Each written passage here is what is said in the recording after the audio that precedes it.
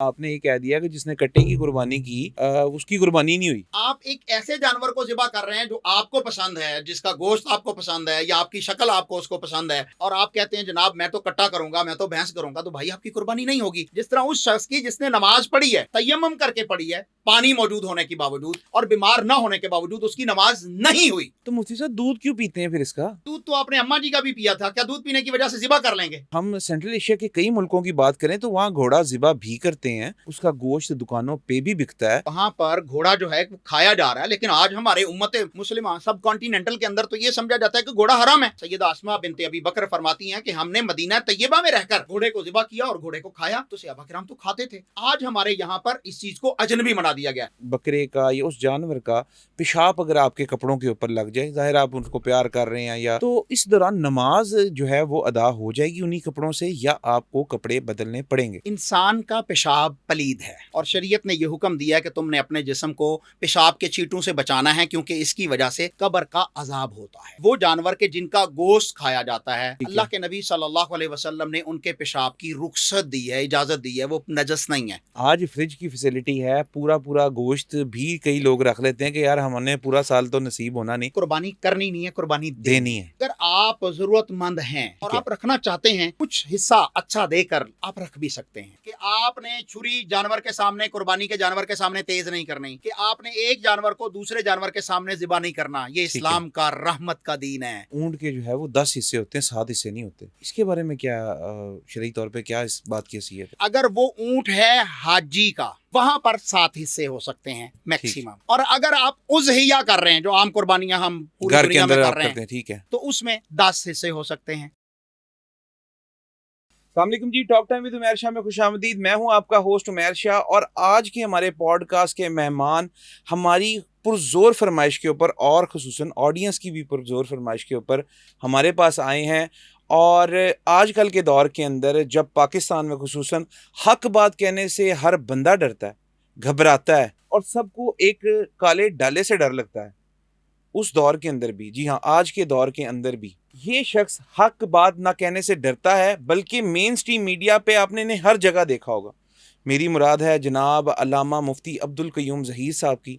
मैं time waste नहीं करना चाहता इंट्रो पे, बिला तखीर चलते हैं उनकी जानिब, और आज उनसे बहुत ही इंपॉर्टेंट और मज़ेदार सवाल पूछेंगे। अस्सलाम वालेकुम मुफ्ती साहब। वालेकुम अस्सलाम। कैसे हैं आप मुफ्ती साहब? अल्लाह ठीक का है करम। आप मुफ्ती साहब, खैर आफियत से मैंने हैं?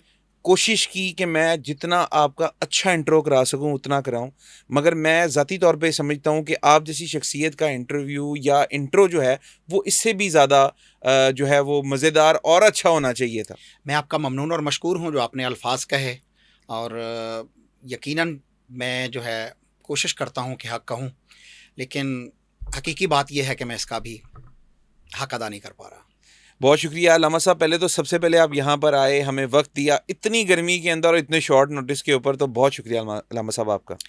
दीन की दावत है और दीन का पैगाम है, और मैं उसका एक दाई हूँ, तो मेरा फ़र्ज़ बनता है कि जब भी जिस वक़्त भी मुझे कॉल किया जाए और मेरे पास वक्त हो तो मैं उसके लिए हाज़िर हूँ, चाहे दिन हो चाहे रात हो।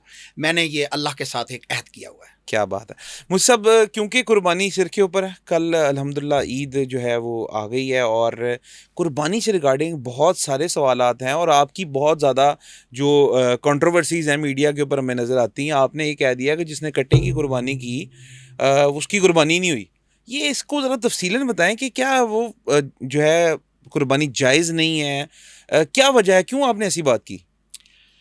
उमैर भाई, अगर कोई बंदा नमाज वुज़ू के बगैर पढ़ ले तो नमाज नहीं होगी। अगर कोई शख्स पानी के होते हुए तयम्मुम कर ले, बीमार भी नहीं है, ठीक है, और मट्टी से तयम्मुम कर रहा है, क्या उसकी नमाज होगी? बिल्कुल नहीं। तो नमाज नहीं होगी। इसी तरह वो जानवर जो रसूलुल्लाह सल्लल्लाहु अलैहि वसल्लम ने कुर्बान किए, सहाबा किराम रिज़वानुल्लाहि अलैहिम अजमईन ने उनको ज़िबा किया कुर्बानियों पर, और अल्लाह तबारक व तआला ने उनका जिक्र कुरान मजीद में किया और अहादीस शरीफ में उसका जिक्र है। बिल्कुल ठीक। खैरुल कुरून में जिन जानवरों को कुर्बान किया जाता था ईद उल अज़हा के मौका पर, अगर उन जानवरों की वाफर मिकदार होने के बावजूद आप एक ऐसे जानवर को ज़िबा कर रहे हैं जो आपको पसंद है, जिसका गोश्त आपको पसंद है या आपकी शक्ल आपको उसको पसंद है, और आप कहते हैं जनाब मैं तो कट्टा करूंगा, मैं तो भैंस करूंगा, तो भाई आपकी कुर्बानी नहीं होगी। जिस तरह उस शख्स की जिसने नमाज पढ़ी है, तयम्मुम करके पढ़ी है, पानी मौजूद होने के बावजूद और बीमार ना होने के बावजूद उसकी नमाज नहीं हुई। بالکل ٹھیک. اسی طرح اس کی قربانی بھی نہیں ہوگی جس کے پاس گائے بھی موجود ہے, اونٹ بھی موجود ہے, بکرا بھی موجود ہے, دمبا بھی موجود ہے, اور وہ کہتا ہے نہیں میری پسند ہے. تو بھائی تیری پسند کیوں, رسول کی پسند کیوں نہیں؟ فرمایا ان کنتم تحبون اللہ فاتبعونی, اگر تم اللہ سے محبت کا دعویٰ کرتے ہو تو محمد رسول اللہ صلی اللہ علیہ وسلم کی اتباع کرو گے, پیروی کرو گے. اور ان تطیعوہ تہتدوا, اگر رسول اللہ صلی اللہ علیہ وسلم کی فرمانبرداری کر لو گے تو تم ہدایت یافتہ ہوو گے. فان تنازعتم فی شیء فردوہ الی اللہ والرسول, اگر تمہارا جھگڑا ہو جائے کسی بھی معاملے میں دین کے اندر تمہارا جھگڑا ہو جائے تو اس کا حل کیا ہے؟ فردوہ الی اللہ والرسول, تو اسے اللہ کی طرف لوٹاؤ اور رسول اللہ صلی اللہ علیہ وسلم کی طرف لوٹاؤ. جو فیصلہ اللہ کر دے, جو رسول اللہ صلی اللہ علیہ وسلم کر دے, وہ حق ہے. ذالک خیر و احسن تاویلا, یہ بہترین انجام کار کے لحاظ سے کام ہے. تو جب رسول اللہ صلی اللہ علیہ وسلم نے بحث نہیں کی, کٹا نہیں کیا, تو پھر آپ کریں گے تو بھائی سینہ زوری ہے. تو عبدالقیوم ظہیر, کیونکہ نبی کائنات صلی اللہ علیہ وسلم کا دین پڑھایا اور میرا عہد ہے زندگی کے آخری سانس تک کہ میں نے نبی کے دین کو خالص کو پہنچانا ہے, ملاوٹ نہیں. جہاں پر دو نمبری ہوگی اس کو بانگے دوہل میں نومینیٹ کروں گا اور اناؤنس کروں گا کہ یہاں پر ملاوٹ ہو رہی ہے, یہاں پر دو نمبری ہو رہی ہے. مفتی صاحب اس میں تھوڑی سی ایڈیشن یہ کر دیجیے گا, قطع کلامی معاف, میں یہ آپ کی جو بات سے سمجھاؤں, جس طرح آپ نے ابھی نماز کی جو ہے وہ مثال دی ہے, تیمم کسی نے کر لیا پانی کی موجودگی کے باوجود, مگر اس کو ظاہری طور کے اوپر کوئی ایسا مسئلہ بھی ہو سکتا ہے جس کی وجہ سے اس نے تیمم کیا, پانی کا استعمال نہیں کیا. اسی طرح اس کے برعکس جب آپ اس کو کٹے کی قربانی کی مثال دیتے ہیں تو آپ کی بائنگ کیپیسٹی وہ بھی اسی زمرے میں آتی ہے کہ آپ کی بائنگ کیپیسٹی نہیں تھی کہ آپ گائے, وچھا یا کوئی اور جانور کر سکیں, اونٹ کر سکیں, تو آپ نے اسی تنازع کے اندر جو ہے وہ کٹے کی قربانی کر دی. تو قربانی ناجائز کیسے ہو گئی؟ شاہ جی پہلی تو بات یہ کہ آپ یہ بتائیے گا کہ میرے بات کے اندر میرا پوائنٹ آپ سمجھ گئے ہیں. پہلی تو بات یہ کہ آپ نے میری بات غور سے سنی نہیں ہے. جی, میں نے عرض کیا کہ اگر اس کے پاس شرعی عذر نہیں ہے, بیمار بھی نہیں ہے اور پانی موجود ہے لیکن مٹی سے تیمم کر رہا ہے, میری مرضی یار, قرآن میں آیت آ گئی ہے, ٹھیک ہے, وہ اگر تیمم کر کے نماز پڑھے تو اس کی نماز نہیں ہوگی کسی بھی اسکول آف تھاٹ کے نزدیک. ٹھیک ہے. اسی طرح وہ شخص کے جس کے پاس کوئی شرعی عذر نہیں ہے, ٹھیک ہے, شرعی عذر کیا ہے؟ جانور میسر نہیں ہے. ٹھیک ہے, یہ جتنے بھی مسنون جانور ہیں یہ قربانی کا جانور موجود ہی نہیں ہے, تو پھر تو سوچا جا سکتا ہے. ٹھیک ہے. پھر بھی اس سے زیادہ آگے کی بات یہ ہے کہ اس سے بھی زیادہ بیٹر جانور ہے موجود ہے جو رسول اللہ صلی اللہ علیہ وسلم کی زندگی میں مدینہ طیبہ کے اندر صحابہ کرام نے ذبح کیا, کھایا, اور اس کے متعلق صحیح البخاری میں تو نہرنا کے الفاظ بھی آتے ہیں, ذہبنا کے الفاظ بھی آتے ہیں کہ ہم نے اس کو ذبح بھی کیا اور اس کو نہر بھی کیا, جس طرح اونٹ کو نہر کیا جاتا ہے قربانی میں کیا جاتا ہے. تو وہ تو گھوڑا ہے, پھر اس کو کیوں نہیں پریورٹی دی جائے؟ میں آپ کی بات کیوں مانوں, میں صحابہ کرام کی بات کیوں نہ مان لوں؟ حالانکہ کسی بھی اسکول آف تھاٹ کا گھوڑے کو قربانی کے اندر ذبح کرنے کا موقف نہیں ہے, حلال جانور ہے. اچھا, یہ کانسیپٹ علامہ صاحب, یہ کانسیپٹ صرف ہے پاکستان میں. ہم سینٹرل ایشیا کے کئی ملکوں کی بات کریں تو وہاں گھوڑا ذبح بھی کرتے ہیں, اس کا گوشت دکانوں پہ بھی بکتا ہے, اور اس کے ساتھ ساتھ قربانی کے لیے لوگ وہ بھی ذبح کرتے ہیں. آپ کے منہ میں گھی اور شکر کہ وہاں پر گھوڑا جو ہے کھایا جا رہا ہے, لیکن آج ہمارے امت مسلمہ سب کانٹیننٹل کے اندر تو یہ سمجھا جاتا ہے کہ گھوڑا حرام ہے, جبکہ رسول اللہ صلی اللہ علیہ وسلم نے خیبر کے موقع پر سیدنا علی المرتضیٰ رضی اللہ تعالیٰ عنہ اس حدیث کے راوی ہیں, یہ میرے پاس صحیح البخاری موجود ہے, کہ اللہ کے نبی صلی اللہ علیہ وسلم نے جو ہے وہ گھریلو گدھا اور خچر اس کو حرام قرار دے دیا, کہا اللہ اور اس کے رسول ان کو حرام قرار دے رہے ہیں, یہ نجس ہیں, اور گھوڑے کے گوشت کی اجازت دے دی کہ یہ حلال ہے. ٹھیک ہے. اور صحابہ کرام کہتے ہیں, سیدنا ابو بکر صدیق رضی اللہ تعالیٰ عنہ کی لخت جگر سیدہ اسماء بنت ابی بکر فرماتی ہیں کہ ہم نے مدینہ طیبہ میں رہ کر گھوڑے کو ذبح کیا اور گھوڑے کو کھایا. تو صحابہ کرام تو کھاتے تھے. آج ہمارے یہاں پر اس چیز کو اجنبی بنا دیا گیا. اب لوگوں نے کیونکہ سنا نہیں ہے, اگر عبدالقیوم ظہیر بات کرتا ہے تو لوگ کہتے ہیں اوہ پتہ نہیں کیا ہو گیا, ٹرینڈ بنایا ہوا ہے. آپ ایکس پہ چلے جائیں تو وہاں میرے خلاف ایک طوفان بدتمیزی ہے. بھائی آپ جاؤ صحیح البخاری کو نکالو, وہاں پر جا کر آپ کتاب الذبائح و شکار کے اندر جو ہے وہ اس کو جا کے دیکھیے کہ گھوڑا جو ہے وہ حلال جانور ہے. آپ ایک اللہ کے حلال کردہ جانور کو کیوں حرام کیے بیٹھے ہیں؟ یہ اختیار تو سرور کائنات محمد رسول اللہ صلی اللہ علیہ وسلم کو نہیں ہے, وگرنہ سورۃ التحریم کی پہلی آیت پڑھ کے دیکھ لیجئے, اللہ طرف فرماتے ہیں یا ایھا النبی لما تحرم ما احل اللہ لک, اے نبی صلی اللہ علیہ وسلم جس چیز کو اللہ نے آپ کے لیے حلال قرار دیا تھا آپ نے اسے حرام کیوں قرار دیا؟ بالکل. تو نبی کائنات صلی اللہ علیہ وسلم نے اپنی قسم کا کفارہ دیا اور اس چیز کو حلال کو استعمال کیا. جب نبی کائنات کو اللہ کے حلال کردہ چیز کو حرام کرنے کا اختیار نہیں ہے تو دنیا بھر میں کسی بھی اسکالر کو, کسی بھی مفتی کو, کسی بھی مسلمان کو یہ حق حاصل نہیں ہے کہ اللہ اور اس کے رسول کے حلال کردہ چیز کو جو ہے وہ حرام قرار دیں. اب رہا کٹے کی معاملہ, کہ کٹا جناب اس کے اوپر ہم قربانی کے لیے کیوں کہہ رہے ہیں کہ نہیں کریں. دیکھیں جی, نبی کائنات صلی اللہ علیہ وسلم پر شریعت نازل ہوئی, رسول اللہ صلی اللہ علیہ وسلم نے نہیں کی. صلی اللہ علیہ وسلم. اور ہمارا تو یہ عقیدہ ہے کہ اللہ جو ہے وہ عالم الغیب ہے. اچھا یہ اسی کے اوپر آپ کو میں ذرا روکوں گا, اس لیے کیونکہ کٹا یہ ایک ہے مکس بریڈ, یہ ایک جنگلی بھینسے کی, اور یہ جو ہماری گائے جو ہم یہاں یوز ہوتی ہے پورے یہ ایشیا کے اندر, یہ اس کی ایک مکس بریڈ ہے. نہیں, میں اختلاف کروں گا. اچھا جی ٹھیک ہے, آپ اس کے بارے میں ذرا رہنمائی کر دیں. ایک بات آپ کی ٹھیک ہے, یہ جو ہے افریقہ کے جنگلوں میں پایا جانے والا یہ جانور ہے. جی اس کو سب کانٹیننٹل میں برآمد کیا گیا. ٹھیک ہے, ٹھیک ہے, اس کو جناب پالتو بنا لیا گیا. بالکل. لیکن اس کا گائے کے ساتھ بریڈ نہیں ہوتا, کراس ہی نہیں ہوتا. اچھا کراس ہی نہیں ہوتا. کراس ہی نہیں ہوتا. ٹھیک ہے. ٹھیک ہے, ان کی پریگننسی ہی مختلف ہے.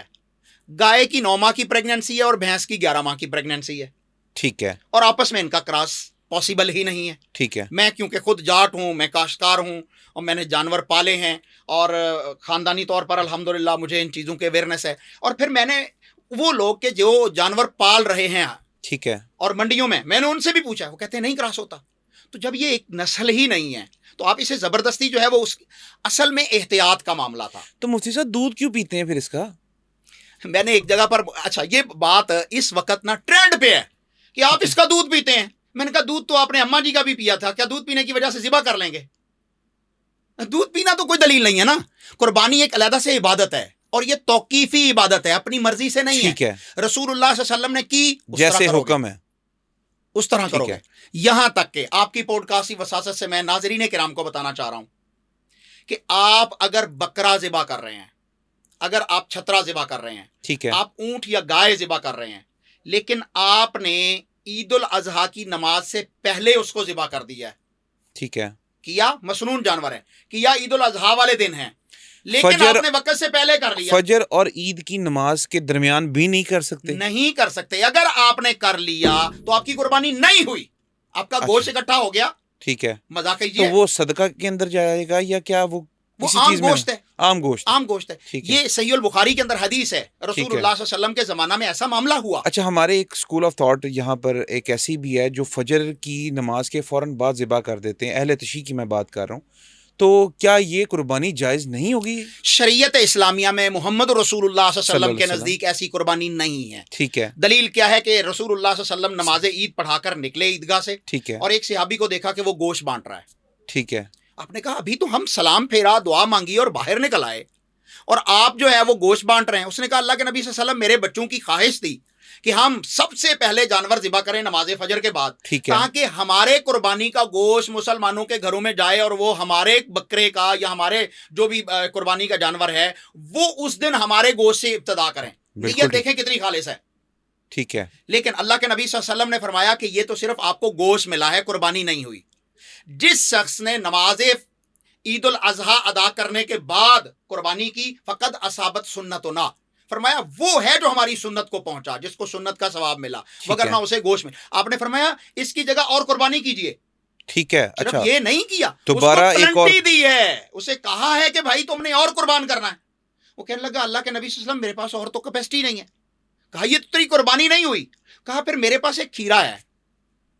کھیرا جس کو ہم 6 ماہ کا بولتے ہیں, اب 6 کا کہہ لیں, 7 کا کہہ لیں, سال کا کہہ لیں, ٹھیک ہے, جس کے 2 دانت نہ ٹوٹے ہوئے ہیں. ٹھیک ہے. میرے پاس ایک کھیرا جانور ہے, اور وہ بکرے کی نسل سے ہے, چھترے کی نہیں ہے. ٹھیک ہے. آپ نے فرمایا صرف تو ذبح کر لے, تیرے لیے جائز ہوگا, تیرے بعد آنے والے کسی کے لیے جائز نہیں ہوگا. اچھا یہ خصوصاً ایک صحابی کے رسول صلی اللہ علیہ وسلم کے لیے ہی اجازت ملی ہے؟ جی استثناء ملا ہے, جیسے پاکستان میں کسی کو استثناء مل جاتا ہے. بالکل ٹھیک. اچھا تو مفتی صاحب یہ صرف بکرے کے لیے جو ہے کہ وہ 1 سال کا ہونا ضروری ہے, اس کے یعنی کہ 2 دانت اس کے آنا ضروری ہیں. چھترے, دمبے میں اور میمنے میں, یہ 3 جو نسلیں ہیں, اس کے لیے جو ہے وہ کیا حکم ہے؟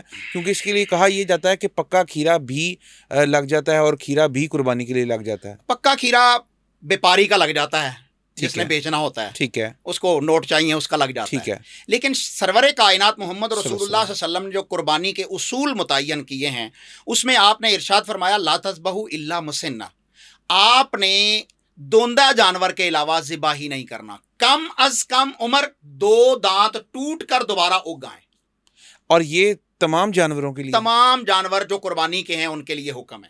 ٹھیک ہے अगर जानवर के दांत नहीं टूटे और दोबारा नहीं उगे, टूट गए लेकिन दोबारा उगे नहीं, तब भी वो कुर्बानी का जानवर नहीं है। ठीक है कुर्बानी करेंगे तो आपकी कुर्बानी उम्र नहीं की होगी, कोई रिस्ट्रिक्शन इसके अंदर कोई बिल्कुल नहीं है। 6 से 8 माह के अगर दौरान वो अगर 6 दिन का भी दांत तोड़ के दोबारा से ले आए, हालांकि पॉसिबल नहीं है, अगर वो 6 साल के बाद भी उसके दूध के दांत ना टूटे और 2 दांत ना आए तो तो नहीं कुर्बानी में जायज नहीं होगा। शरीयत इतनी स्ट्रिक्ट है, ठीक है उसूल इतने वाजा हैं, उसमें वाजे उसूलों के अंदर किसी शख्स को महीने दिन, देखिए जानवर आप नहीं पा रहे, अमूमन जो है वो मंडी में कहीं से व्यापारी भी खरीद के लाता है, बिल्कुल ऐसे ही है क्या आप वहां पर उसकी डेट ऑफ बर्थ लिख रहे हैं कि फलां दिन पैदा हुआ, फलां दिन, आप शुकूक शुबात। और मैं रात ही एक मंडी के अंदर था और वहां पर व्यापारी झूठी कस्में खा रहा था, पक्का खीरा यार लग जाता है, 4 नौजवानों को वर्गला रहा था, उधर से मैं गुजर गया, मैंने कहा भाई नहीं होता, आपने अपने पैसे जाया करने हैं, कुर्बानी नहीं होगी।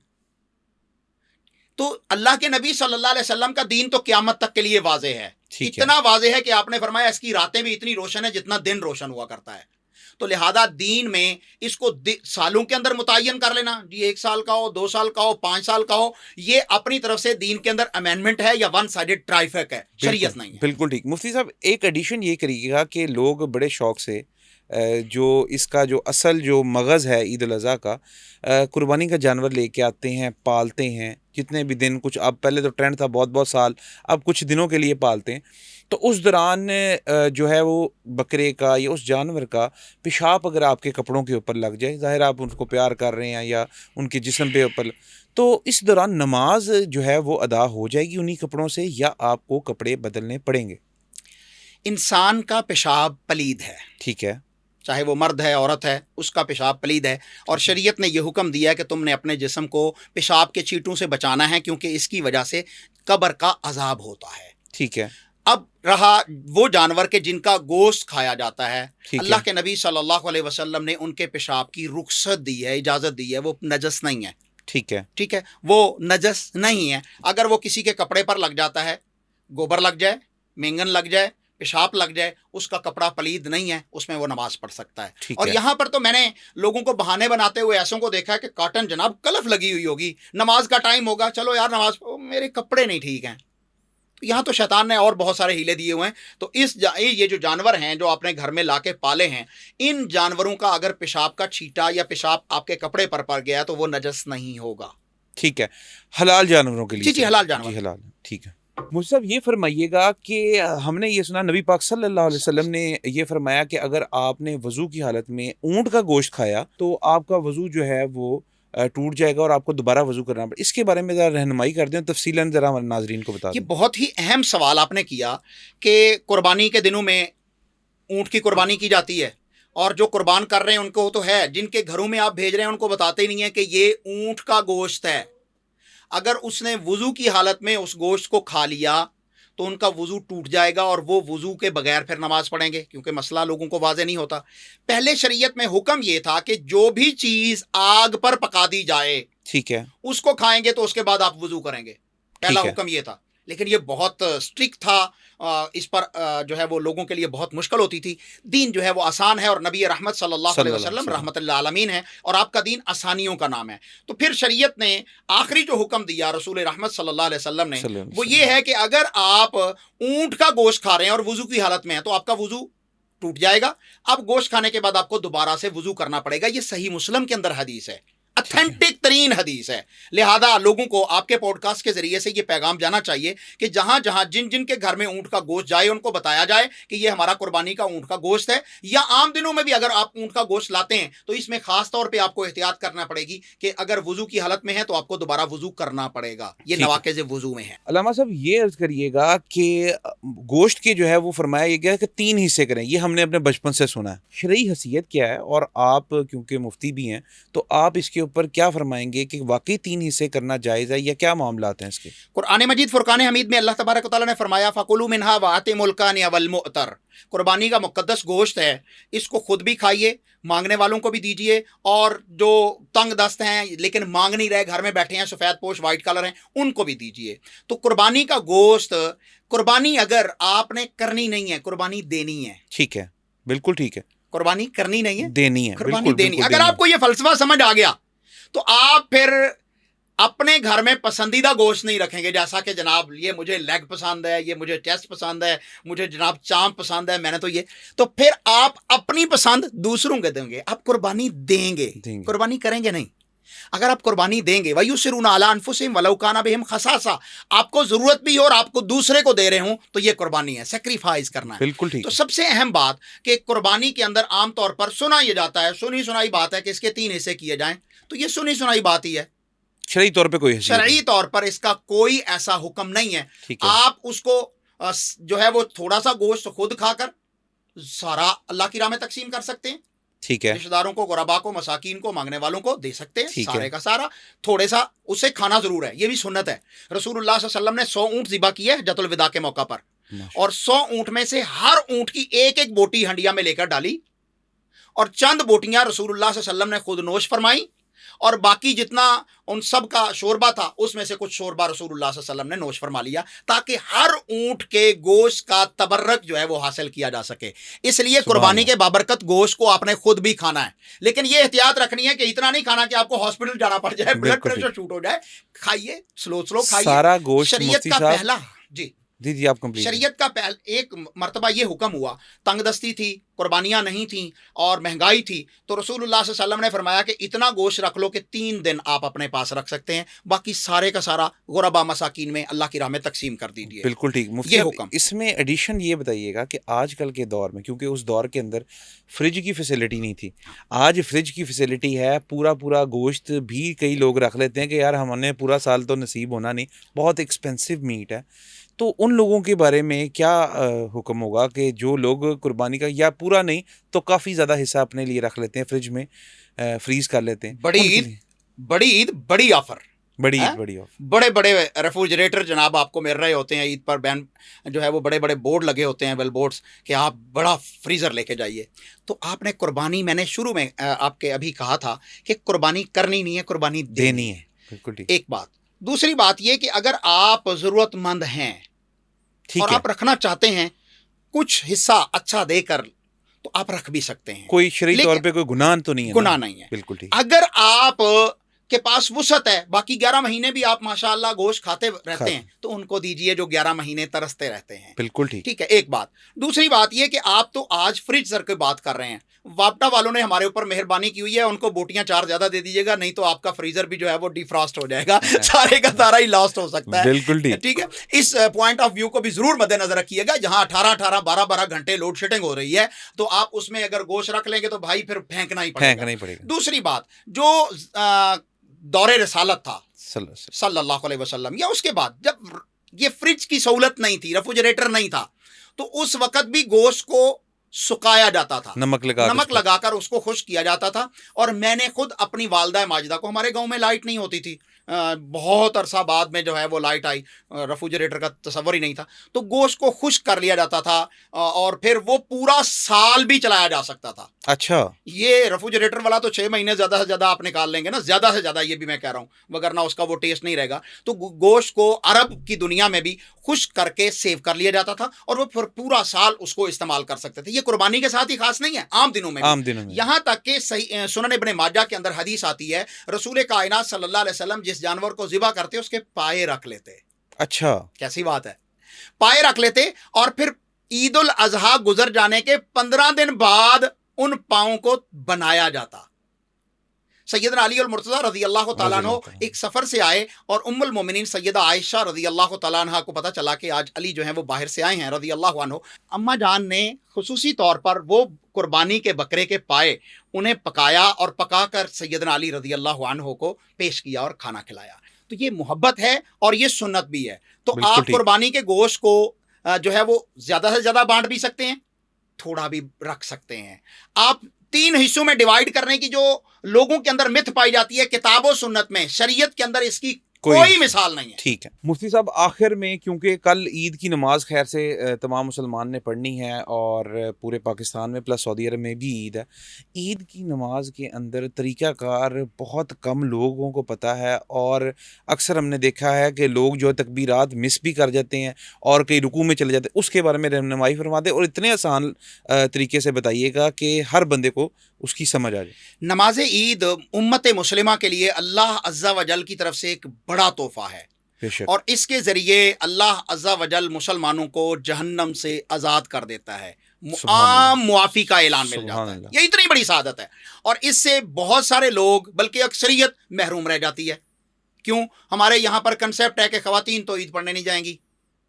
ہاں جی بالکل، بہت زیادہ لوگوں کے اندر، فیملیز کے اندر یہ مسئلہ ہے کہ نہیں جی آپ خواتین نہیں جائیں گے. جبکہ سیدہ ام عطیہ رضی اللہ تعالیٰ عنہ رسول اللہ صلی اللہ علیہ وسلم کی صحابی ہیں، وہ پوچھتی ہیں اللہ کے رسول صلی اللہ علیہ وسلم خواتین کے لیے، آپ نے فرمایا ہر خاتون نماز عید میں شامل ہوگی. کہا جی آج غربت کا دور ہے، پردہ نہیں ہے، جلباب نہیں ہے، عبایا نہیں ہے. فرمایا اپنی دوسری بہن کے پردے میں چھپ کر اس کے اندر لپٹ کر چلی جائے.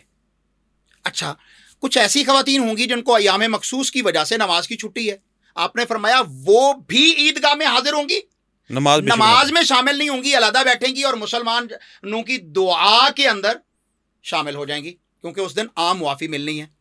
تو اس لیے خواتین کو باپردہ ہو کر، زیب و زینت کو اختیار کیے بغیر یا چھپا کر، اور بالخصوص پرفیوم، ڈیوڈرنٹس، مختلف جو سپریز ہیں ان سے بچ کر، کیونکہ اگر آپ خوشبو لگا کر نکلیں گی تو آپ کی نماز نہیں ہوگی، بلکہ اس پر بہت سخت وعید ہے سرور کائنات صلی اللہ علیہ وسلم کی کہ ایسی عورت جو ہے وہ بدکار ہے اور اپنے گھر میں جا کے غسل کرے، کیونکہ اس کی خوشبو کی غیر مرد، اتنا دین جو ہے وہ غیرت والا ہے. تو لہذا خواتین پردے کی صورت میں جائیں، اور جہاں پر پردے کا انتظام ہو وہاں پر نماز عید خواتین بھی ادا کریں، اور جن کو نماز عید ادا نہیں کرنی وہ علیحدہ بیٹھیں گی لیکن خطبہ سنیں گی اور دعا میں شامل ہوں گی، اس اجر و ثواب سے مستفید ہوں گی. اب نماز کا طریقہ کیا ہے؟ سرور کائنات صلی اللہ علیہ وسلم نماز عید کے اندر باقی عام نمازوں سے کچھ اضافی تکبیرات کہتے تھے. ٹھیک ہے. ان ایام میں سب سے بڑا ذکر جو ہے وہ اللہ کا بڑائی بیان کرنا ہے. یہی وجہ ہے کہ چلتے پھرتے جیسے ہی ذی الحجہ کا چاند طلوع ہوتا ہے تو صحابہ کرام رضوان اللہ علیہم اجمعین اللہ اکبر لا الہ الا اللہ اللہ اکبر وللہ الحمد یہ پکارتے ہوتے تھے، یا اور دعائیں بھی اسی طرح ہیں، یا حجاج کرام بھی پورا سفر میں یہی تلبیہ کہہ رہے ہوتے ہیں. ٹھیک ہے، تو آپ جس علاقے میں ہیں وہاں پر یہ تکبیرات کہہ رہے ہیں، اللہ اکبر کبیرہ، اللہ اکبر واجل، اللہ اکبر وللہ الحمد، اور بہت ساری تکبیرات کے الفاظ ہیں جو مسنون ہیں، صحابہ کرام سے ثابت ہیں. تو آپ وہ الفاظ کہتے ہیں. صحابہ کرام تو بازاروں میں نکل جاتے تھے نا ان الفاظ کو دہرانے کے لیے. اور پھر قربانی والے دن بھی آپ نے ذبح کرتے ہوئے بسم اللہ واللہ اکبر پڑھنا ہے. آپ نے قربانی کے جانور کو جو ہے وہ لٹانا ہے قبلہ رخ، اور اس کو جو ہے وہ تکبیر پھیرتے ہوئے بھی آپ نے اللہ کی بڑائی کا بیان کرنا ہے کہ اللہ کے نام کے ساتھ شروع، بسم اللہ واللہ اکبر، اللہ سب سے بڑا ہے. ایک تو مفتی صاحب قطع کلامی معاف، یہ تکبیر جو قربانی کے ٹائم چھری پھیرتے ہوئے کرنی، اس کو آرام سے ایک بتا دیں. اس کی وجہ یہ ہے کہ کسائی جو ہے نا وہ 80% نہیں پڑھتے، اور اگر وہ نہیں پڑھ رہے تو کیا وہ جانور جو حلال ہوا بھی ہے کہ نہیں ہوا، اس نظریے سے ہم لوگوں کو پڑھنا چاہیے بیک اینڈ پہ کھڑے ہو کے. یہ ذرا کائنڈلی رہنمائی کر دیں پورے ناظرین کے لیے. میں پہلے نماز عید کا طریقہ بتا دوں، اس کے بعد کیونکہ قربانی ہے پھر میں قربانی کرنے کا طریقہ بھی عرض کر دیتا ہوں. تو اللہ کے نبی صلی اللہ علیہ وسلم عید الاضحیٰ ہوتا یا عید الفطر، ٹھیک ہے، اس کو سورج نکلنے کے کچھ دیر بعد ادا کر لیا کرتے تھے. ٹھیک ہے. بہت دیر کر دینا یہ بھی جائز نہیں ہے. یعنی کہ فجر آج کل ہو رہی ہے 3:15 کے اوپر، 5 کچھ منٹ پہ سورج نکل رہا ہے، 2 منٹ پہ، 3 منٹ پہ، 5 منٹ پہ سورج نکل رہا ہے. جو مساجد کے اندر یا اجتماع کے اندر 5:10 پہ نماز ہو رہی ہے وہ جائز ہے، بالکل سنت کے مطابق. ٹھیک ہے، پرفیکٹ نماز. اور وہ جو 9 بجے 10 بجے پڑھ رہے ہیں وہ سنت کے خلاف پڑھ رہے ہیں، وہ لیٹ ہے، سنت کے خلاف پڑھ رہے ہیں. تو سنت زیادہ. پھر اس عید پر کیونکہ جانور بھی ذبح کرنے ہوتے ہیں اور لوگوں کو جلدی ہوتی ہے، یہی وجہ ہے کہ لوگ ہیلا اختیار کر لیتے ہیں کہ اپنے جانور، یہ باقاعدہ کتابوں میں ہمارے بھائیوں نے لکھا ہوا ہے، حکیم الامت اشرف علی تھانوی صاحب کی کتاب ہے بہشتی زیور، اس میں لکھا ہوا ہے کہ آپ اگر شہر میں رہتے ہیں اور آپ کے قریب گاؤں ہے تو اپنی قربانی جو ہے وہ وہاں بھیج دیں، وہ فجر کی نماز کے بعد گاؤں والے تیا پانچا کر کے بھیج دیں تو آپ کی قربانی ہو گئی. تو بھائی یہ ہیلے ہیں شریعت کے خلاف. اچھا، نماز کے لیے کیا ہے کہ اللہ کے نبی صلی اللہ علیہ وسلم عید الاضحیٰ کے دن گھر سے بغیر کھائے پیے نکلتے تھے. ٹھیک ہے، یہ بہت اہم مسئلہ ہے. اور پھر آپ تکبیرات بآواز بلند کہتے ہوئے جاتے تھے، جس راستے سے گزر رہے ہیں تکبیرات کہتے ہوئے جاتے تھے. جب عیدگاہ میں جاتے تھے تو نہ اذان کہی جاتی تھی، نہ اقامت کہی جاتی تھی، اور نہ کوئی تکبیرات کہی جاتی تھی. ٹھیک ہے. جب نماز کا ٹائم جو بھی مقرر ہوتا اس میں جا کر رسول اللہ صلی اللہ علیہ وسلم تکبیر تحریمہ فرماتے. تکبیر تحریمہ کے بعد نماز کو شروع کر دیا جاتا. 2 رکعت نماز ہے، اور اس 2 رکعت نماز کے اندر پہلی رکعت کے اندر 7 تکبیرات ہیں جو اضافی ہیں تکبیر تحریمہ کے علاوہ. ثنا پڑھنے کے بعد یا جو ہے وہ تکبیر تحریمہ کے بعد آپ کوئی اور دعا بھی پڑھ سکتے ہیں. اس کے بعد سورۃ الفاتحہ شروع کرنے سے پہلے 7 تکبیرات اللہ کے نبی صلی اللہ علیہ وسلم پڑھتے تھے، اور ہر تکبیر کے ساتھ اپنے دونوں ہاتھوں کو کاندھوں تک بلند کرتے تھے. ٹھیک ہے. اچھا یہ آج کل تو صرف 4 تکبیرات ہوتی ہیں. 3 ہوتی ہیں. 3 سوری. ایک وہ تکبیر تحریمہ والی کر لیں تو 4 ہوتی ہے. 4 ہوگی. اچھا یہ 3 کی کوئی سند کوئی روایت نہیں ہے، پوری ذمہ داری سے کہہ رہا ہوں. کوئی عالم، کوئی مفتی، پھر پورے پاکستان کے اندر عید کی نماز غلط ہی پڑھی جا رہے ہیں. بھائی آج لائیو ٹیلی کاسٹ ہوتا ہے سعودی عرب سے عید کا خطبہ، عید کی نماز ہوتا ہے بالکل ہوتا ہے. تو بیت اللہ سے دیکھ لیں، مسجد نبوی شریف سے دیکھ لیں، وہاں پر نماز عید کی تکبیرات کتنی ہو رہی ہیں؟ 7 ہوتی ہیں. ٹھیک ہے. ٹھیک. ابھی آج جو ہے وہ اس وقت جب ہم پوڈ کاسٹ کر رہے ہیں تو وہاں پر حج ہو رہا ہے، یوم عرفہ ہے. جی عرفہ کے اندر سارے حج. تو اس کے بعد اگلے دن عید ہونی ہے جی وہاں پر بھی، اور الحمدللہ ہمارے پاس بھی اس دفعہ جو ہے وہ اللہ تعالیٰ نے پوری دنیا میں ایک ہی دن کا عید جو ہے وہ معاملہ کیا ہے.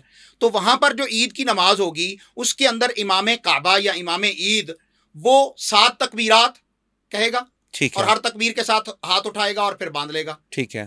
اگلی بات، اس کے بعد آپ نے سورۃ الفاتحہ پڑھنی ہے. ٹھیک ہے. امام بھی پڑھے گا، آپ بھی پڑھیں گے، اور اس کے بعد جو ہے وہ امام کوئی اور سورت قرات کرے گا، اور قرات کرنے کے بعد جو ہے وہ تکبیر کہہ کر امام رکوع میں چلا جائے گا. رکوع سے اٹھے گا اور اس کے بعد سجدے میں، اور سجدے کے بعد 2 سجدے، اور پھر اس کے بعد جب اگلی رکعت کے لیے کھڑے ہونا ہے، دوسری رکعت کے لیے. ٹھیک ہے. ایک تو ہے سجدے سے اٹھنے کی تکبیر، وہ کاؤنٹ نہیں ہوگی. صحیح ہے. اب جب آپ کھڑے ہو گئے تو سورۃ الفاتحہ سے پہلے 5 تکبیرات پھر پڑھنی ہے. پہلی رکعت کے اندر 7 تکبیرات ہیں اور دوسری رکعت کے اندر 5 تکبیرات. ٹوٹل 12 زائد تکبیرات ہیں جو اللہ کے نبی صلی اللہ علیہ وسلم عید الفطر اور عید الاضحیٰ میں کیا کرتے تھے.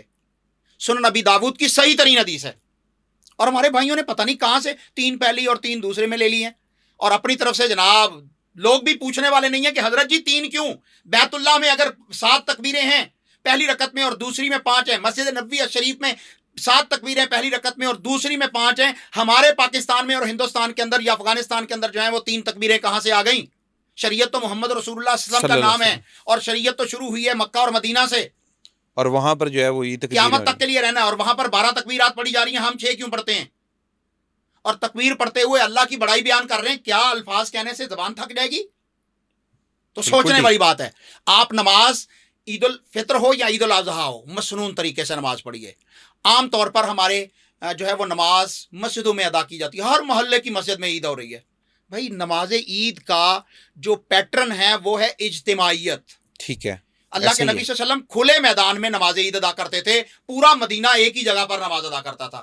آج ہمارے مسلمان مختلف فرقوں میں بٹ گئے، پھر بھی فرقے کی ہر مسجد میں عید ہو رہی ہے. یہ نہیں ہے کہ چلے یار ہم دوسرے کے پیچھے نہیں پڑتے، اپنے فرقے کی ایک جگہ پر اکٹھے ہو کر نماز پڑھ لیں. تو بھائی نماز عید کو ایک بڑے اجتماع کے اندر کنورٹ کرنا، یہ اس کی شان و شوکت ہے اور اس کی حکمت ہے. اگر کوئی مجبوری ہو جائے، بارش ہے، پھر آپ اپنے علاقائی مسجد تو پھر علاقائی مسجد میں کر سکتے ہیں، لیکن اجتماعی طور پر کھلے میدان میں نماز عید ادا کرنا یہ درست ہے اور سنت ہے. اگر جگہ نہ ہو، جیسے کہ کنجسٹڈ ایریا لاہور کے مختلف ایسے ایریاز ہیں جو پرانے ہیں وہاں پر جگہ ہی نہیں ہے، تو پھر مسجد میں ادا کرنا بھی جائز اور درست ہوگی. بالکل ٹھیک. لیکن نماز وہی ہوگی جو 12 تکبیرات اللہ کے نبی صلی اللہ علیہ وسلم نے پڑھی ان کے ساتھ ہوگی. اب نماز سے سلام پھیر لیا، سلام پھیرنے کے بعد امام کھڑا ہوگا اور خطبہ دے گا. بالکل وہ خطبہ نماز کا حصہ ہے، آپ نے چھوڑ کے نہیں جانا. ٹھیک ہے. وہ نماز کا حصہ ہے. کئی لوگ اٹھ کے سلام پھرتے ساتھ ہی اٹھ کے چلے جائیں گے اور جا کے جلدی سے جناب ذبح کر دیتے ہیں. تو نہیں بھائی، آپ نے سنت کی مخالفت کی ہے. اس دن خطبے کے بعد بھی بڑی عبادت ہے دعا، اجتماعی دعا.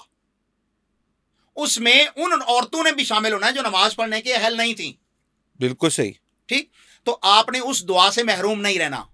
اپنے لیے، امت کے لیے، ملک کے لیے، وطن کے لیے، دین کے لیے اور پوری دنیا کے لیے دعائیں ہونی ہیں. اس دعا میں شامل ہونا ہے. پتہ نہیں کس کی دعا نکلی ہوئی اللہ رب العالمین قبول کر لے، کس کی کہی ہوئی آمین جو ہے وہ اس کو پسند آ جائے، تو اس دعا کو نہیں چھوڑ. اس کے بعد جا کے آپ نے قربانی کرنی ہے. یہاں تک تو نماز عید کا طریقہ مقرر ہو گیا. اب قربانی، جو آپ کا دوسرا سوال تھا کہ قربانی کی کیسے جائے، ذبح کون کرے. بالکل. تو قربانی کو اپنے ہاتھ سے ذبح کرنا یہ افضل عمل ہے. وہ ابراہیم علیہ السلام نے اپنے بیٹے کو ذبح کیا تھا نا, بالکل بالکل, وہ تو اللہ نے بچا لیا تھا, انہوں نے ذبح کیا تھا. قد صدقت الرؤیا, ابراہیم تو نے خواب سچا کر دکھایا. اللہ نے اپنے امر کے ذریعے دمبا بھیج کر اسماعیل کو بچا لیا نا بے شک. علیہ الصلوۃ والسلام. اب آپ جانور کو ذبح کر رہے ہیں تو اس میں محبت بھی ہوگی, آپ کی محبت اور چاہت بھی ذبح ہو رہی ہے. اس وقت جب آپ چھری پھیر رہے ہوں گے تو آپ کے دل کے اندر کیا کیفیت ہوگی, وہ ہے مطلوب. بے شک. نہیں ینال اللہ لحومها ولا دماؤها ولکن ینالہ التقوی منکم. اللہ کے ہاں نہ تو تمہارا خون پہنچتا ہے نہ گوشت پہنچتا ہے, بلکہ اللہ کے ہاں تقوی پہنچتا ہے. تقوی دل کی کیفیت کا نام ہے. بالکل ٹھیک. تو آپ اگر قربانی کے جانور کو اپنے ہاتھ سے ذبح کریں تو یہ سنت عمل ہے. رسول اللہ صلی اللہ علیہ وسلم قربانی کے جانور کو اپنے ہاتھ سے ذبح کرتے تھے. صحابیات طیبات بھی قربانی کے جانور کو اپنے ہاتھ سے ذبح کرتی تھیں. یہاں تک کہ عبداللہ ابن ام مکتوم رضی اللہ عنہ مؤذن رسول تھے, نبی نے تھے, اور یہ اپنی بیٹیوں کو انہوں نے تیار کیا تھا کہ وہ ان کے جانور کی تکبیر پڑھتی تھیں. ہمارے تو یہاں یہ ہے کہ خاتون اگر تکبیر پڑھ لے گی تو قربانی مکروہ ہو جائے گی. یہ ہم پیدل باتیں ہیں, پیدل بات. ٹھیک. اگلی بات یہ کہ اپنے ہاتھ سے ذبح کیا جائے. اگر نہ کر سکیں تو کسی متقی پرہیزگار سے قربانی ذبح کروائیے نا. آپ کو تو یہ بھی نہیں پتا کہ یہ نماز بھی پڑھتا ہے کہ نہیں جو قصاب آیا ہوا ہے, کیا یہ مسلم بھی ہے کہ نہیں ہے. یہ بھی ایک بڑا مسئلہ ہے. یہ بھی بڑا, کیونکہ آج کل تو ہم سارے جو ہے وہ شکل سے ہی پتہ نہیں چلے گا کہ کون مسلم ہے کون نان مسلم ہے. بالکل ٹھیک. آپ اس دن چھری کوہڑا لے کر آئے ہوئے ہیں جناب پیسہ کمانے کے لیے, اور آپ اس کے جانور کو ذبح کر رہے ہیں, تو بھائی آپ سوچئے گا کہ آپ کیا کر رہے ہیں. تو ایسی صورت میں پھر آپ کسی اپنے مفتی صاحب ادھر یہ ایڈیشن یہ کر دیں کہ جب ذبح کرتے ہوئے جو تکبیر پڑھنی ہے وہ کسائی نہیں پڑھتے تو کیا وہ قربانی کا جانور جو ہے وہ قبول؟ عرض کرنے لگا ہوں آپ نے قربانی کا جانور لائے اور یہاں پر ہمارے ہاں اس جانور کو ذبح کرنے کا آلٹرنیٹ کیا کیا ہے, گھر کے سارے افراد اکٹھے ہوں, قربانی کے جانور پہ ہاتھ پھیرو یار, یا چھری پہ ہاتھ پھیر لو, چلو چھری پہ ہاتھ پھیر لو یا قربانی کے جانور پہ ہاتھ پھیر لو, جہاں جہاں لگ جائے گی اتنے نیکیاں. بھائی یہ گپ شریف ہے, ٹھیک ہے, نہ ہاتھ پھیرنے والی نہ چھری کو ہاتھ لگانے والی. آپ نے خود ذبح کرنا ہے اپنے ہاتھ سے, افضل عمل یہ ہے. اگر آپ نہیں کر سکتے تو کسی متقی شخص سے آپ نے جانور کو ذبح کروانا ہے, اور جانور کو ذبح کرنے سے پہلے دعا پڑھنی ہے. وہ دعا انی وجہت وجہی للذی فطر السماوات والارض حنیفا وما انا من المشرکین. یہ اناؤنسمنٹ ہے, انی وجہت وجہی للذی فطر السماوات والارض.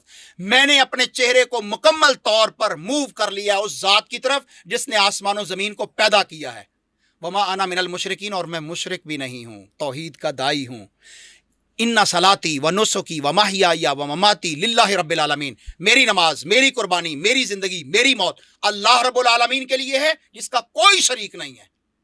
وبذالک امرت, اور مجھے اسی کا حکم دیا گیا, وانا اول المسلمین, اور میں سب سے پہلے فرما بردار ہوں. تو آپ نے یہ دعا پڑھنی ہے.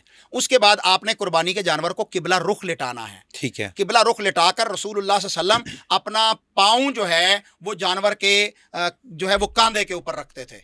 ٹھیک ہے, اور ایک ہاتھ سے آپ اس کی گردن کو پکڑتے تھے اور ایک ہاتھ دائیں ہاتھ کے ساتھ چھری چلاتے تھے. اب آپ نے چھری چلاتے وقت کیا کہنا ہے, بسم اللہ اللہ اکبر. اگر قربانی کرنے والا شخص جو ذبح کر رہا ہے وہ نہیں پڑھ رہا یا آپ کو پتہ نہیں ہے تو میں یہ سمجھتا ہوں کہ پھر آپ کو یہ الفاظ خود دہرا لینے چاہیے. ٹھیک ہے. اور یہ کتنی دفعہ یہ لفظ دہرانے ہیں؟ ایک دفعہ کہنے سے بھی ٹھیک ہے, 3 دفعہ کہہ لیں گے پھر بھی ٹھیک ہے. کئی دفعہ ہوتا ہے کہ آپ کی چھری کند ہوتی ہے, حالانکہ چھری کند نہیں ہونی چاہیے. تیز دھار آلے کے ساتھ جانور کو ذبح کرنا, اس کو راحت پہنچانا ہے, اور یہ نبی کریم صلی اللہ علیہ وسلم کا حکم ہے. اور اگلی بات کہ آپ نے چھری جانور کے سامنے, قربانی کے جانور کے سامنے تیز نہیں کرنی. دوسری بات کہ آپ نے ایک جانور کو دوسرے جانور کے سامنے ذبح نہیں کرنا. یہ اسلام کا رحمت کا دین ہے, رحمت للعالمین نے لائے ہیں. تو ایک جانور کو دوسرے جانور کے سامنے بھی ذبح نہیں کرنا. تو آپ نے جانور کو ذبح کیا اور بسم اللہ اللہ اکبر یا بسم اللہ واللہ اکبر, واو کے اضافے کے ساتھ یا واو کی کمی کے ساتھ, دونوں طرح درست ہے. آپ نے جانور کو ذبح کر لیا, آپ نے اس کی پوری گردن نہیں اتارنی. ٹھیک ہے. اگلی بات, آپ نے جھٹکا نہیں کروانا. جس طرح زینت یا کچھ اور بڑے برانڈز ہیں وہ کہتے ہیں جی ہم کر دیں گے, اور وہ آٹومیٹک مشین کے ذریعے کر دیتے ہیں, کنویئر چل رہی ہے اور تکبیر جو ہے وہ ہم یہ سمجھتے ہیں کہ وہ قربانی کا طریقہ درست نہیں ہے. ٹھیک ہے, ٹھیک ہے. آپ نے اپنے ہاتھ سے کرنا ہے, سنت یہی ہے. اور پھر آپ نے جب اس کو ذبح کرنا ہے تو اس کی شاہ رگ کاٹنی نہیں ہے. ٹھیک ہے, بلڈ نکلنے دینا. بلڈ نکلنے دینا. اگر شاہ رگ کاٹیں گے تو جانور کو صدمہ پہنچے گا اور اس کا بلڈ اندر گوشت کے اندر رہ جائے گا, وہ اتنا ہیلدی نہیں رہے گا. اس کو ذبح کریں, اس کا خون نکل جائے, جب وہ تڑپنا رک جائے تو اس وقت اس کی شاہ رگ کو کاٹیے. بالکل ٹھیک ہے, بالکل ٹھیک ہے. اب آپ نے جانور کو ذبح کر لیا, اس کے بعد پھر آگے آپ اس کے جناب تکے بنائیں، کباب بنائیں یا بانٹیں، یہ پھر آپ کا بالکل جو ہے وہ شریعت کے مطابق معاملہ ہونا چاہیے۔ بالکل ٹھیک ہے مفتی صاحب، قربانی، افضل ترین قربانی 10 ذی الحج کو ہے۔ ٹھیک ہے، اس دن اللہ کی راہ میں قربانی کا خون بہانا اللہ کو سب سے بڑا پسندیدہ عمل ہے۔ جو لیکن اگلے جو 2 دن ہیں، لیکن اس کے بعد اگر آپ کے پاس پہلے دن نہیں مل سکا جانور یا کوئی اور وجہ ہو گئی ہے، آپ 11 تاریخ کو ذبح کر سکتے ہیں، 11 ذی الحج کو، 12 ذی الحج کو ذبح کر سکتے ہیں، 13 ذی الحج کو ذبح کر سکتے ہیں مغرب سے پہلے تک۔ یعنی کہ عید کے چوتھے دن بھی کروا رہے عید ہیں کے چوتھے دن رسول اللہ صلی اللہ علیہ وسلم کی سنت ہے، صحابہ کرام کرتے تھے، اور آج بھی آپ عرب میں چلے جائیں یا اللہ تعالیٰ آپ کو میدان عرفات میں اور منی میں لے کے جائے تو میدان منی کے اندر آج بھی جو ہے وہ چوتھے دن قربانی ہوتی ہے، تو سنت ہے، بالکل ٹھیک۔ اسلام نے اجازت دی ہے، رخصت دی ہے۔ اچھا، ایک ہمارے ہی ایک اسکالر ہیں سوشل میڈیا کے، مفتی صاحب بڑے مشہور، شاید آپ کو بھی پسند ہوں، انجینئر محمد علی مرزا صاحب، وہ یہ فرما گئے کہ اونٹ کے جو ہے وہ 10 حصے ہوتے ہیں، 7 حصے نہیں ہوتے۔ اس کے بارے میں کیا شرعی طور پہ کیا اس بات کی حیثیت ہے؟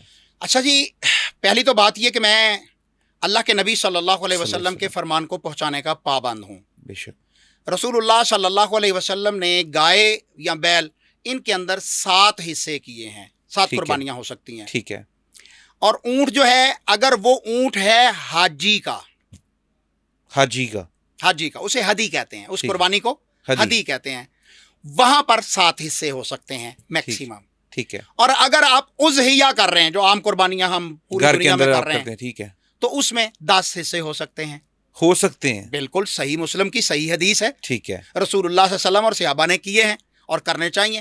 اگر آپ کے پاس وسعت ہے تو بھائی آپ پورا اونٹ بھی کر سکتے ہیں، رسول اللہ صلی اللہ علیہ وسلم نے 100 اونٹ بھی کیے ہیں۔ لیکن اگر کیپیسٹی نہیں ہے، جیسا کہ آج پاور پرچیزنگ نہیں ہے، مہنگائی کا بالکل، طوفان ہے، بالکل ٹھیک ہے، بالکل ٹھیک، تو اگر اونٹ کے اندر 10 حصے ہو جائیں گے تو لوگوں کو حصہ کم ہو جائے گا بے شک، اور ان کو اجر و ثواب پورا ملنا ہے۔ ٹھیک ہے، آپ نے ایک بات کی تھی کہ اگر قربانی مہنگی ہو اور پھر وہ کٹا لے لے، اسے سستا مل جائے گا، تو بھائی پھر کٹے کی طرف کیوں جانا ہے، بکرے کی طرف آ جاؤ یار، ٹھیک چھوٹی ہے، قربانی کر لو نا۔ قربانی مسنون جانور کی کرنی ہے، ٹھیک اگر ہے، غیر مسنون جانور کی کریں گے تو قربانی نہیں ہوگی۔ بالکل ٹھیک اور ہے، 10 حصے کرنا اونٹ کے اندر یہ شریعت کا حکم ہے، عبد القیوم ظہیر کا نہیں ہے۔ لوگوں کو اختلاف ہے کیونکہ وہ حدیث کو نہیں مانتے، ٹھیک ہے، تو حدیث ہماری زندگی کا آکسیجن ہے، دین اسلام کی بنیاد ہے، بالکل ٹھیک۔ اس کے بغیر قرآن بھی نہیں سمجھا جا سکتا۔ اور اگر آپ کے پاس بائنگ کیپیسٹی نہیں ہے، آپ پرچیز نہیں کر سکتے قربانی کا جانور پہلے دن، دوسرے دن، تیسرے دن، چوتھے دن آپ کے پاس کوئی کسی طرح بھی اللہ تعالیٰ سبب لگا دیتے ہیں، تو آپ چوتھے دن بھی قربانی کر سکتے ہیں مغرب سے پہلے۔ یہ چوتھے دن تو بھائی منڈی میں جانور آپ کو بڑی آسانی سے مل سکتا ہے نا۔ بالکل، لوگوں کو عام طور پہ شریعت کا مسئلے کا پتہ نہیں ہے، رخصت کا پتہ نہیں ہے، اس دن تو آپ کو سستا جانور مل جائے گا، جی جی، اور آپ لائیں اسے قربان کر دیں۔ چوتھے دن کی اجازت بھی شریعت میں موجود ہے، ٹھیک ہے، اور یہ احادیث نماز مغرب مبارکہ سے یہ ثابت ہے، بالکل احادیث مبارکہ کوئی سے ریفرنس کوڈ کر دیں گے سنن تو بہقی سے، ٹھیک اور ہے، اسی طرح صحیح ابن حبان سے اور ٹھیک ہے، سنن ترمذی سے ٹھیک ہے، یہ احادیث موجود ہیں۔ جبیر ٹھیک ابن ہے، مطعم رضی اللہ تعالیٰ عنہ، سیدنا علی المرتضیٰ رضی اللہ تعالیٰ عنہ، جابر ابن عبداللہ رضی اللہ تعالیٰ عنہ، ان سے یہ احادیث موجود ہیں۔ مگر یہ صرف مجبوری کے تحت ہے، اچھا، شریعت کی اجازت ہے بھائی، ٹھیک ہے، پہلے دن افضل ہے، اس کا کوئی مقابلہ نہیں ہو سکتا، ٹھیک ہے، لیکن آپ دوسرے دن کر لیں، شریعت کی بھائی دوسرے دن کی اجازت مانگ رہے ہیں، تیسرے دن کی اجازت مان رہے ہیں، چوتھے دن کی اپنی مرضی سے نہیں مان رہے، تو بھائی بالکل پک اینڈ ٹھیک، چوز نہیں ہے۔ بالکل ٹھیک، اسلام ہے، شریعت ہے، دین ہے، میں تو کھلے دل سے مانوں گا، کیوں؟ شریعت نے کہا سمعنا و اطعنا، آپ نے سننا ہے اور اس کی فرما برداری کرنی ہے۔ بے شک،